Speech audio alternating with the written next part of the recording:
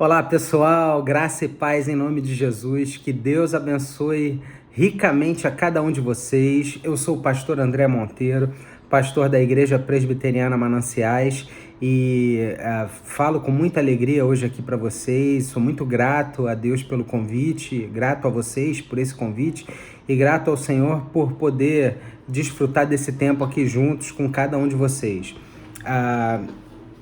Quero desde já dizer que achei que o tema escolhido da conferência foi um tema excelente e hoje nós vamos falar aqui a partir do tema redenção e consumação. E eu gostaria de ler dois textos da palavra de Deus com vocês. O primeiro texto, ele se encontra lá em Romanos capítulo 3, versos 23 e 24. Romanos capítulo 3, versículos 23 e 24, que diz assim: pois todos pecaram e estão destituídos da glória de Deus, sendo justificados gratuitamente por sua graça, por meio da redenção que há em Cristo Jesus. Vou repetir: pois todos pecaram e estão destituídos da glória de Deus, sendo justificados gratuitamente por sua graça, por meio da redenção que há em Cristo Jesus.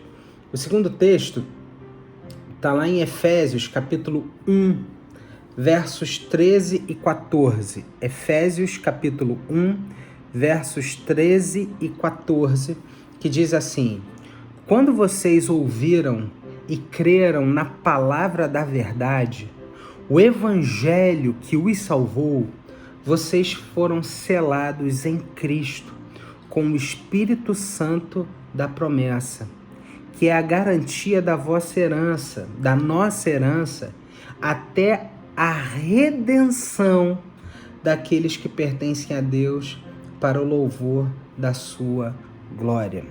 Vou repetir de novo também, viu?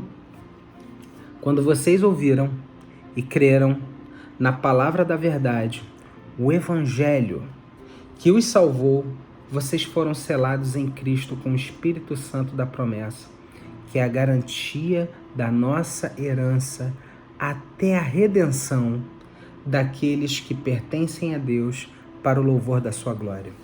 Senhor, nós te agradecemos por esse tempo aqui. Queremos te pedir que a tua palavra encontre lugar no nosso coração, que possamos entender aquilo que é de fato o teu evangelho e como o evangelho redefine a nossa vida. Muito obrigado, Pai, porque por meio do evangelho o Senhor nos redimiu e o Senhor nos dá a garantia de que estaremos eternamente com o Senhor na glória. Obrigado, Pai. Ser com o teu povo, com os teus filhos aqui. É a nossa oração em nome de Jesus. Amém. Bom, queria começar hoje aqui com vocês fazendo uma pergunta que para mim é uma pergunta extremamente importante. Queria levar você a uma reflexão acerca do que é o Evangelho. Você saberia me dizer o que é o Evangelho?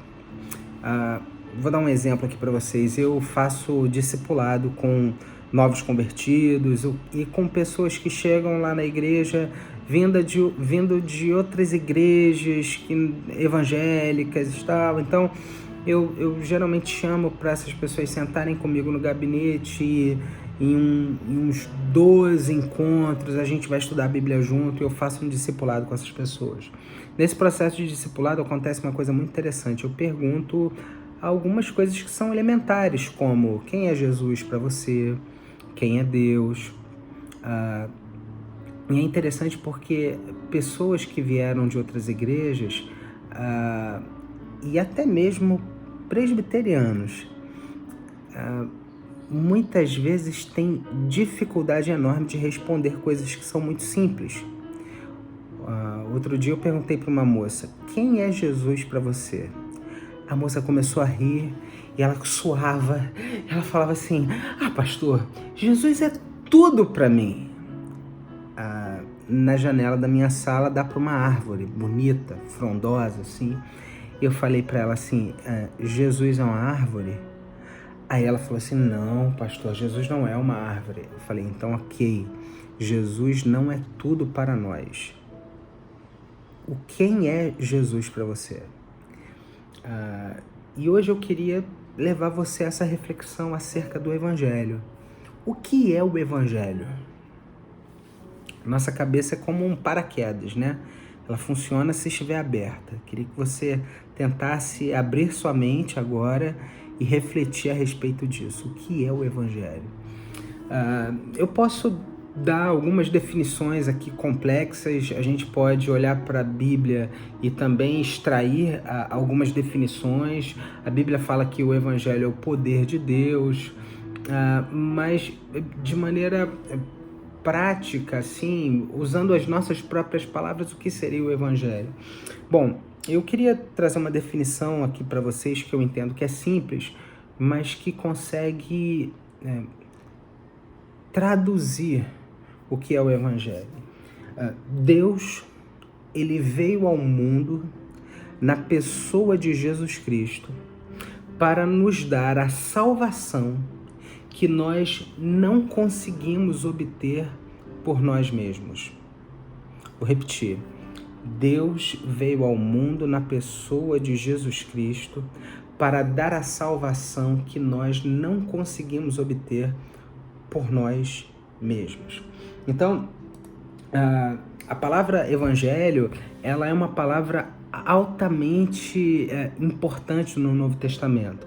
E ela é mencionada com tanta frequência que a gente pode dizer que evangelho é o tema central que resume o Novo Testamento. E aí eu queria fazer uma outra pergunta, mas por que o evangelho é o tema central do cristianismo? A gente precisa entender, primeiramente, que o evangelho é uma notícia e não uma instrução. O termo grego evangelho, né? Isso aqui não é tropa de elite não, mas evangelho no grego, evangelion, distingue, ou seja, separa a mensagem cristã da mensagem das outras religiões. Porque um evangelho era a notícia de um grande evento histórico que tinha acontecido, que mudava a condição dos ouvintes e que exigia deles uma resposta. É mais ou menos assim, você imagina que você fizesse parte de um reino e esse reino fica aqui onde eu moro, em Jacarepaguá. E aí você ficasse sabendo que o rei saiu com um exército para uma terrível batalha. Essa batalha seria travada lá em Niterói.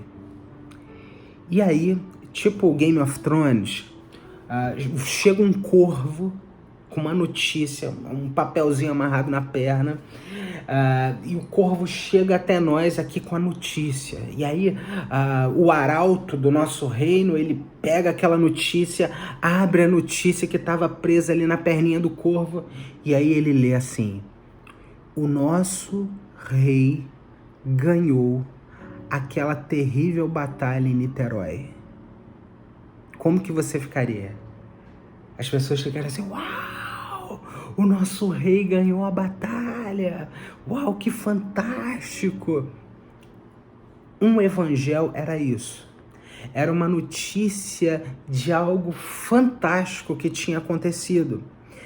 Então, um evangelho, ele é uma notícia, não é uma instrução. As pessoas que receberam aquela notícia, elas não tinham nada para fazer, elas não venceram, elas não lutaram aquela batalha, né? Então, o evangelho é a notícia daquilo que Deus fez para realizar a salvação através de Jesus Cristo na história. Não é um aviso sobre o que eu e você devemos fazer hoje. Não é uma notícia daquilo que a gente tem que fazer para alcançarmos a Deus. Não.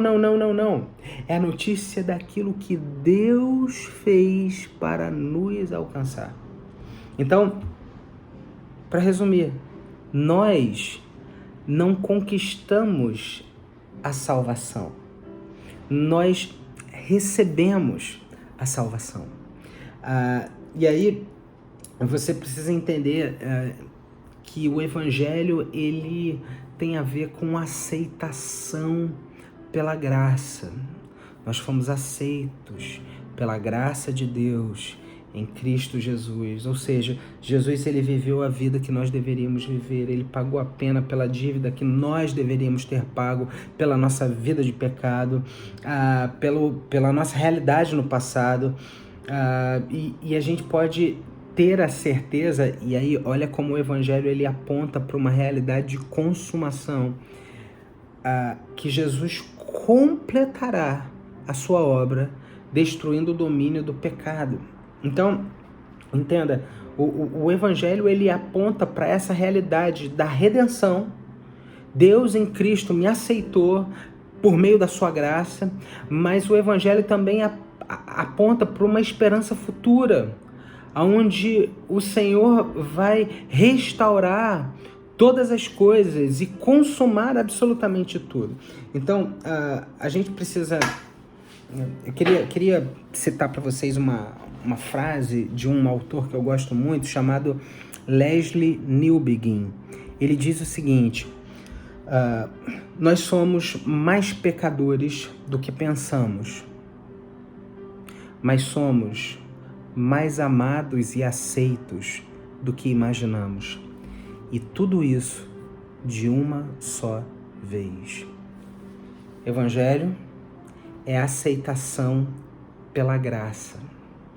Não há nada que você possa fazer para alcançar a Deus. É Deus quem fez a obra para alcançar a mim e a você. Então, eu queria dar aqui para você 3 exemplos que tipificam bem a questão do Evangelho na nossa vida hoje. E eu não quero abrir esse texto com você, é um texto muito conhecido, que eu tenho certeza que você conhece bem essa história, que está lá em Lucas capítulo 15, de 11 a 32, que é a parábola do filho pródigo, mas que poderia ser chamada de a parábola dos filhos perdidos. Essa parábola, ela fala sobre irreligião, religião e evangelho. E aí eu queria trabalhar esses 3 aspectos hoje aqui com vocês. Essa parábola conta a história de um filho que em certo momento olhou para o seu pai e falou assim: pai, me dá a parte que me cabe dos bens, porque eu vou meter o pé. Tô indo nessa. Já deu, fui. E aí, aquele pai dá a herança para o filho. E aí há um autor chamado William Barclay que fez uma pesquisa, né, na região onde essa parábola foi contada, com camponeses. E os camponeses, ele fez uma pergunta para esses camponeses que foi a seguinte pergunta: o que aconteceria se um rapaz da sua cidade fizesse um pedido como esse para um pai? E aí os camponeses disseram assim: muito provavelmente o seu pai e os seus irmãos o matariam. E a pergunta do William Barclay foi: por quê? E a resposta foi: porque o pedido desse filho simboliza que ele estaria desejando a morte do seu pai. E faz sentido. Quando que a gente recebe uma herança? Quando alguém morre. Em outras palavras, o filho estava dizendo assim: pai, você morreu para mim, eu vou embora. E aí o texto diz que ele gastou tudo que tinha, você conhece, e aí ele, depois de perder tudo, ele cai em si e diz: pô, quer saber, eu vou voltar para casa do meu pai e vou pedir perdão e vou falar: pai, eu gastei tudo, pequei contra o céu diante de ti, já não sou digno de ser chamado teu filho, trata-me como um dos teus trabalhadores. Porque ele pensou que o pior trabalhador, o menor trabalhador do seu pai, estaria numa condição melhor que a dele. E aí, ele volta para casa. Você sabe o que acontece quando ele está voltando no caminho, o pai o avista do portão, correndo, abraçou, beijou. E aí o filho diz: pai, pequei contra o céu diante de ti, já não sou digno de ser chamado teu filho, trata-me como um dos teus trabalhadores. E o pai chama os seus funcionários e diz: coloquem depressa uma roupa nesse meu filho, sandália nos seus pés, um anel no seu dedo. Vamos matar um novilho cevado, porque esse meu filho estava morto e reviveu, estava perdido e foi achado. E começaram a se regozijar. E aí o texto diz que, voltando o filho mais velho, que estava no campo, trabalhando, ele perguntou a um dos criados: que parada é essa? O que tá rolando aí que eu não tô sabendo? Que festa é essa? E aí um dos criados fala para ele assim: olha, teu irmão voltou e teu pai mandou dar uma festa e mandou matar um novilho cevado. E aí esse filho mais velho sai de casa, irado, e o pai vai ao encontro dele. E aí esse pai fala: o que está acontecendo, meu filho? E aí aquele filho mais velho abre o coração: eu trabalho para você, eu sou um cara dedicado, eu sou um cara que faço por onde, pelos bens da nossa família, eu trabalho com afinco. E o Senhor nunca me deu um novilho, um bezerrinho, para que eu me alegrasse com os meus amigos. E aí o pai falou: meu filho, tudo que é meu é teu. Entretanto, esse teu irmão, ele estava morto e reviveu, estava perdido e foi achado. Nós precisamos nos alegrar com o regresso dele.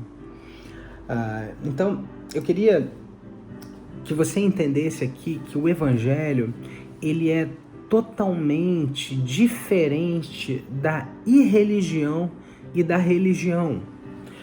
Entenda, qual é a mensagem da irreligião? A mensagem da irreligião é essa que é tipificada pelo filho mais novo. O filho mais novo, qual é o discurso central dele? Eu não tenho que obedecer a ninguém. Eu posso viver como eu quiser. Eu sou senhor de mim mesmo e eu faço aquilo que me der na telha. Eu não tenho senhor. Essa é a mensagem da irreligião. Lucas 15, de 11 a 24, mostram essa mensagem da irreligião muito presente na vida desse filho mais novo. Já a mensagem da religião é uma mensagem diferente. A mensagem da religião, ela é a seguinte: eu obedeço, portanto eu sou aceito por Deus. Note, eu obedeço e é por isso que Deus me aceita. Então, eu faço, eu aconteço, eu executo, e é porque eu faço, é porque eu aconteço, é porque eu executo, é que Deus me ama. Quem tipifica isso? O filho mais velho, Lucas 15, de 25 a 32. Na irreligião, olha só a diferença. Na irreligião, você procura ser o seu próprio Senhor, ser o seu próprio Salvador, quebrando os mandamentos de Deus. Já na religião, você busca guardar os mandamentos, obedecer com afinco para que você seja salvo. Consegue entender a distorção aqui? Então, o Evangelho é diferente de tudo isso. O Evangelho é diferente da irreligião e da religião. Porque o Evangelho, ele opera sobre um princípio. E que princípio é esse? O Evangelho opera pelo seguinte princípio: eu sou aceito por Deus. E é por isso que eu obedeço. Eu sou amado por Deus. E é por isso que eu amo. Nós amamos porque Ele nos amou primeiro. Então, quando a minha vida está centrada no Evangelho, O Evangelho muda todas as coisas. Não há espaço para a irreligião nem para a religião. O Evangelho, quando ele está no centro do meu coração, ele transforma a maneira como eu lido com o meu trabalho, como eu lido com as minhas ideologias, como eu lido com os meus bens materiais, como eu lido com a minha família, como eu lido com o meu dinheiro. O Evangelho muda a maneira como eu faço as minhas conexões, as minhas relações de trabalho, de amizade. O Evangelho transforma os meus pensamentos. O Evangelho transforma os meus sentimentos. Isso tudo acontece porque há uma diferença entre o Evangelho e a religião. A mensagem da religião é: eu obedeço, eu faço, eu executo. E é por isso que Deus tem que me amar. É porque eu estou fazendo por onde? E essa é a mensagem legalista. É a mensagem do filho mais velho.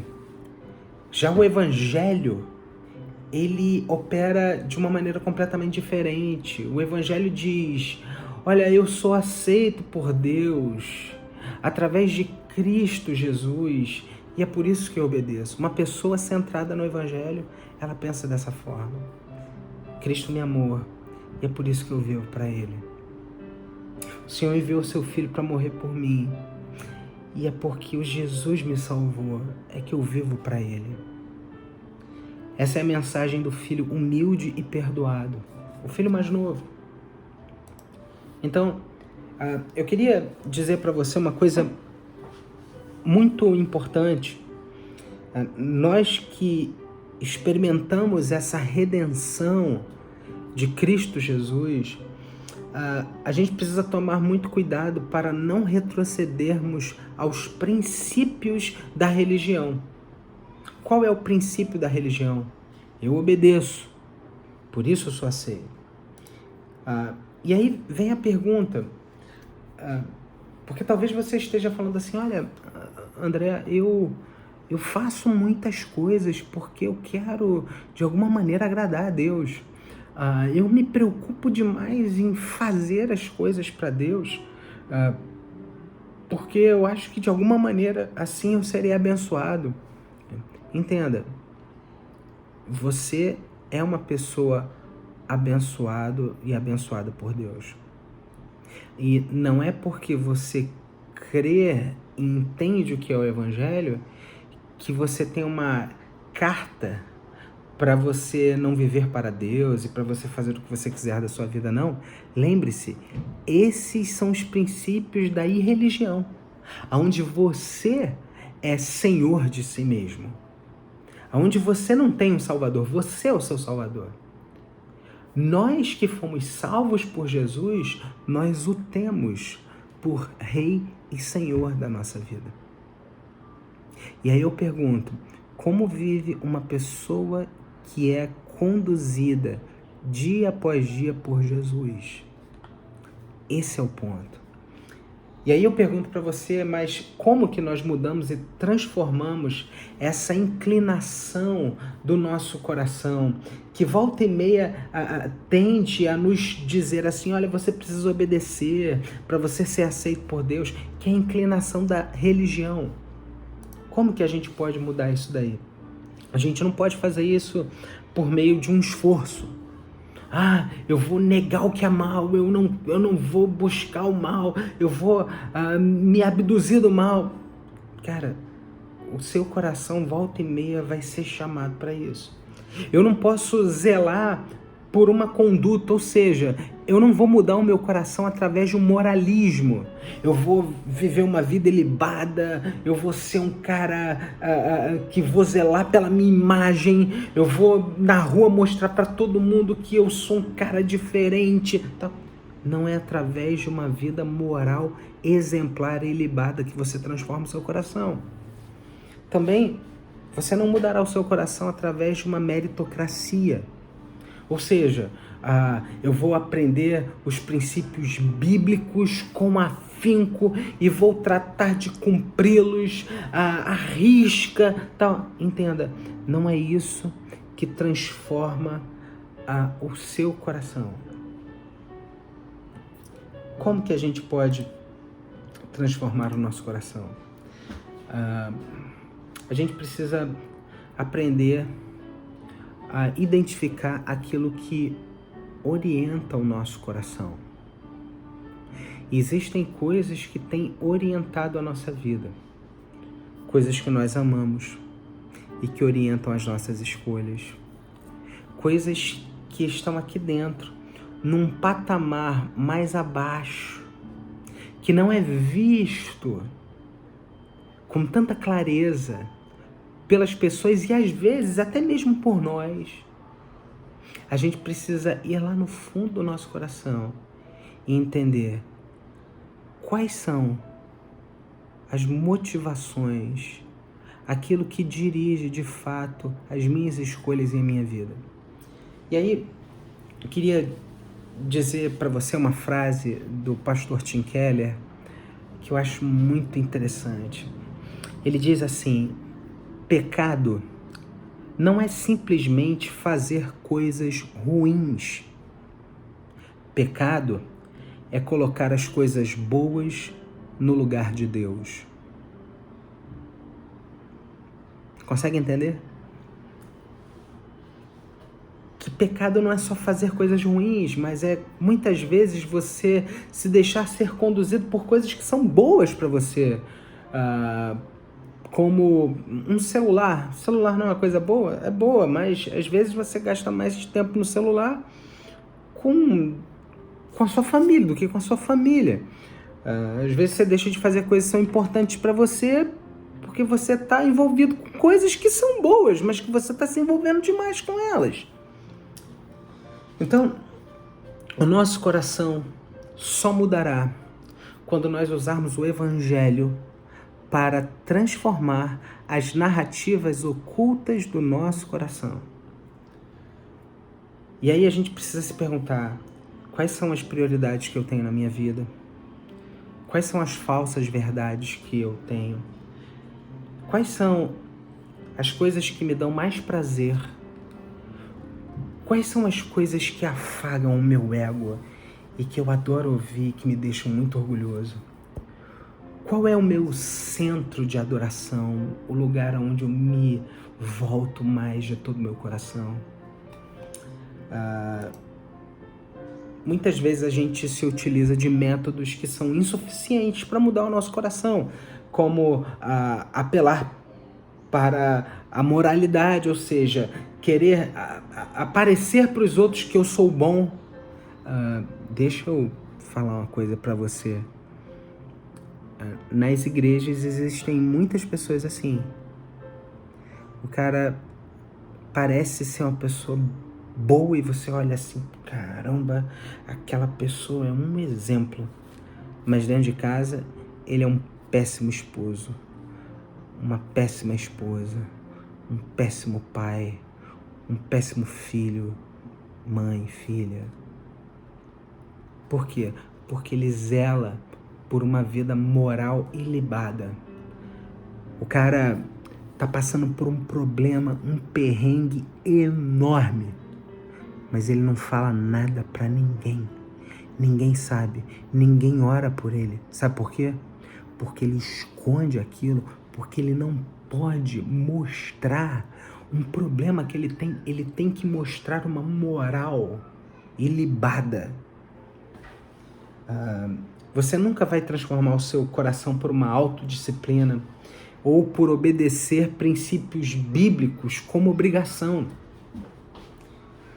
Quais são os métodos bíblicos que transformam os nossos temores e tudo aquilo que há dentro do nosso coração?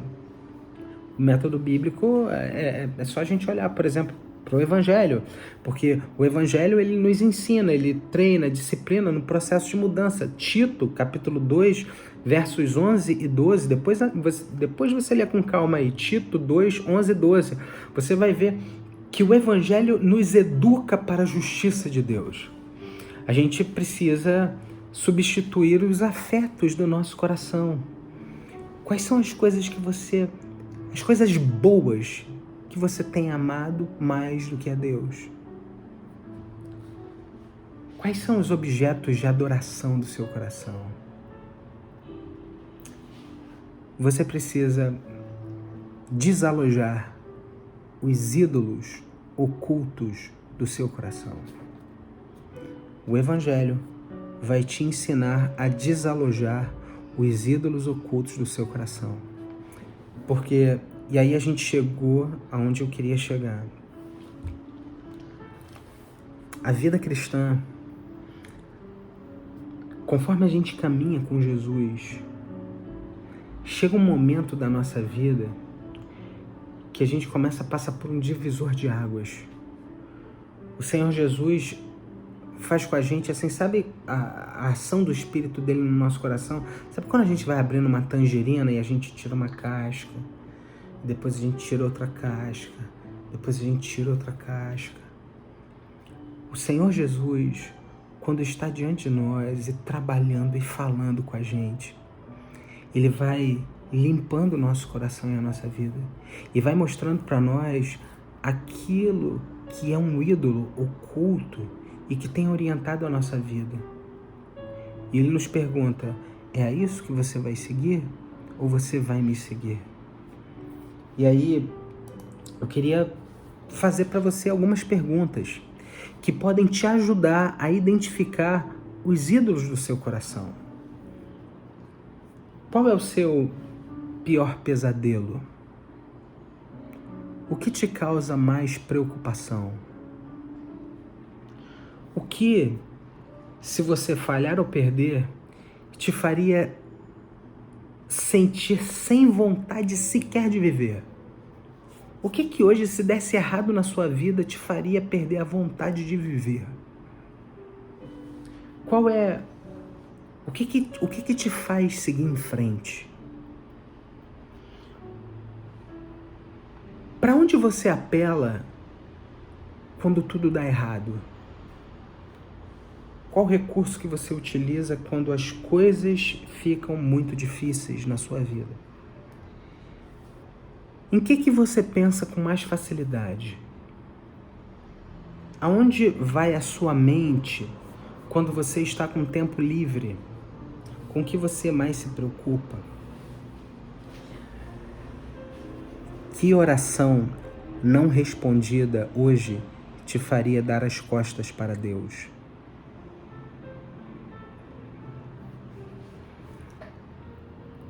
O que te faz sentir que você tem mais valor?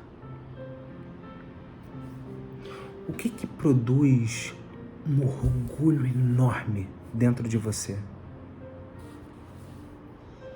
O que você quer e espera realmente da vida? O que hoje te faria realmente feliz? Se você responder com sinceridade a cada uma dessas perguntas, você vai encontrar um ídolo aí atrás, aí no fundo do seu coração.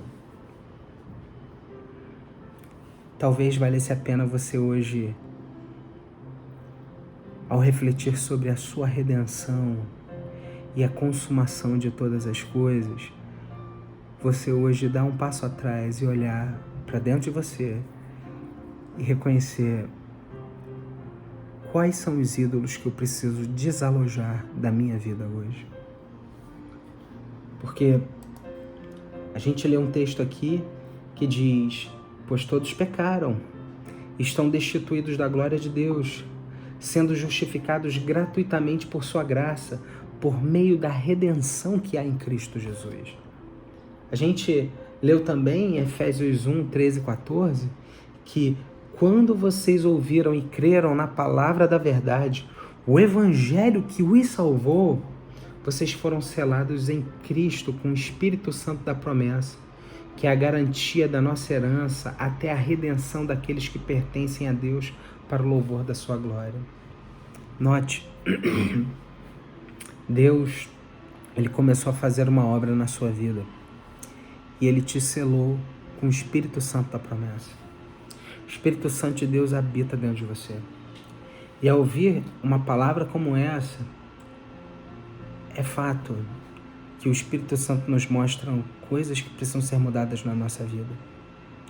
Só que esses ídolos vão dizer para você assim: você não vai conseguir viver sem mim. Se você viver sem mim, você vai pagar um preço muito alto. Se você me abandonar, você vai sofrer demais. Mas eu queria que você hoje entendesse que tudo isso o Senhor Jesus já fez na cruz por você. Ele sofreu por você. Ele pagou um preço alto demais por você. Porque Ele ama você. E você precisa entender que o amor que você tanto procura está em Jesus. Você precisa entender que a justificação que você procura, tentando fazer tantas coisas, o sucesso, tal, nada disso vai justificar a sua vida. O que te justifica é Cristo. E aí, eu queria falar uma coisa mais profunda ainda para você. Que a sua identidade, a sua nova identidade, não está naquilo que você faz ou no sucesso que você pode ter, mas a sua nova identidade está em Cristo. Você quer saber o que Ele tem para a sua vida? Você quer saber como você é visto por Deus? Vá até Jesus, porque nele você vai encontrar a sua nova identidade. Cuidado com o orgulho. Cuidado com a sua vaidade, porque ela pode estar te levando muito para longe de Deus. Um cristão não precisa ser vaidoso, ele não precisa ser uma pessoa orgulhosa. A gente pode reconhecer os nossos erros, porque errei. Beleza, eu posso falar para uma pessoa assim: cara, eu errei, foi mal, desculpa. Minha identidade não está em ser uma pessoa perfeita. Não, eu sou falho, eu sou pecador. Deus me ama, eu sou aceito, amado por Ele. Se eu for rejeitado por uma pessoa, poxa, que pena, mas tudo bem. Eu sei que Deus em Cristo me amou e me aceitou. Eu sou filho. Consegue entender? Então, quais são os ídolos ocultos do seu coração? Entenda que não é suficiente você identificar intelectualmente esses ídolos. Não é suficiente você dizer assim: vai ficar tudo bem, porque Jesus vai resolver isso para mim. Não. É necessário você se voltar para Jesus. É necessário você seguir a Jesus. É necessário você desejar ardentemente um nível de profundidade, de intimidade com Ele e caminhar, porque a vida cristã é uma vida de seguimento. Outro dia eu orientava uma pessoa na igreja e eu contava para ela sobre uma oração que eu faço todos os dias de manhã.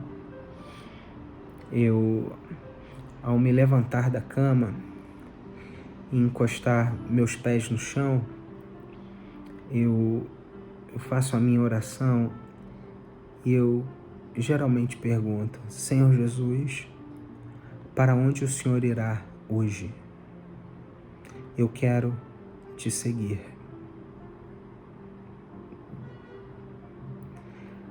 Você precisa seguir a Jesus. Jesus te redimiu, Ele te salvou, você foi aceita pela graça. A sua nova identidade está em Cristo. Você não é aquilo que as pessoas dizem que você é aquilo que Jesus diz que você é. E você é filho, filha. Que você viva pela fé e que você entenda que o Deus que te salvou, o Deus que te redimiu, o Deus que te justificou, é o Deus que coloca o Espírito Santo dele sobre o seu coração, que atua em nós como um selo, garantindo que nós sairemos desse ponto em que estamos e que chegaremos a um outro ponto, aonde todas as coisas serão consumadas. Viva em paz, tenha paz, creia no Senhor Jesus e siga-o. E assim, todos os ídolos cairão por terra e você viverá para a glória de Deus. Que o Senhor te abençoe grandemente. Fica na paz. Tchau, tchau.